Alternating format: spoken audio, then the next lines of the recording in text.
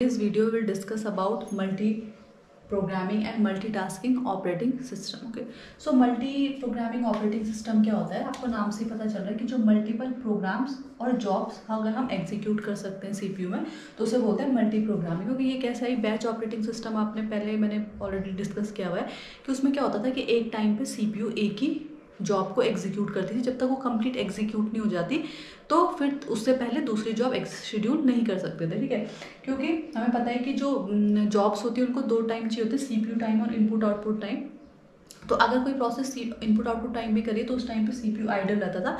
उसके लिए multi programming system आया। इसमें क्या होता है कि अगर कोई प्रोसेस P1 है वो एग्जीक्यूट हो रही है सीपीयू में और उसे अपना इनपुट आउटपुट टाइम चाहिए उसके बाद, तो अगर वो इनपुट आउटपुट टाइम के लिए चली जाती है तो हम मीनवाइल दूसरी प्रोसेस P2 को सीपीयू में शेड्यूल कर सकते हैं। ठीक है, तो एक टाइम पे मल्टी प्रोग्राम भी हम कर सकते हैं इसे।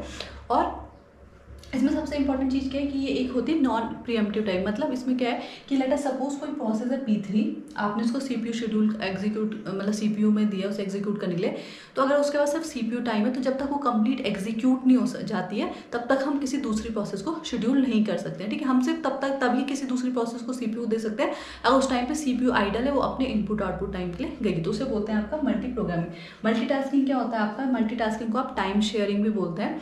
इसमें मतलब नाम से सही पता चला मल्टीटास्क हो रहा है, लेकिन इसमें डिफरेंस क्या है कि इसमें ऑलरेडी क्या होता है कि जितनी भी आपकी प्रोसेस या जॉब्स होती है वो किसी यूनिट ऑफ इंटरवल टाइम के लिए सीपीयू के लिए अलॉट हो जाती है। मतलब हर यूनिट टू इंटरवल टाइम के लिए सारी प्रोसेस एग्जीक्यूट होंगी। ठीक है, जैसे कि आपका राउंड रॉबिन शेड्यूलिंग होता है उस टाइप की से होती है।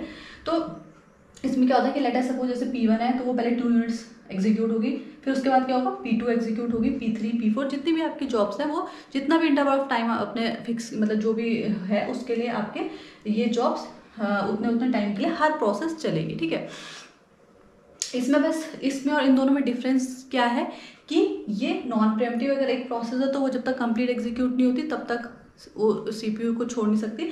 लेकिन ये प्रीएम्प्टिव है क्योंकि इसमें क्या होता है हर प्रोसेस कुछ यूनिट ऑफ इंटरवल्स के लिए टाइम के लिए चलेगी, तो एक प्रोसेस चलेगी फिर वो प्रीएम्प्ट होगी तो दूसरी चलेगी, तो इस तरीके से ये चलती है। ठीक है, अभी करंट जो हमारा सिनेरियो है उसमें हम मल्टीटास्किंग ऑपरेटिंग सिस्टम ही यूज़ करें, जो भी आप अपने कंप्यूटर लैपटॉप जहाँ भी यूज़ कर रहे हैं।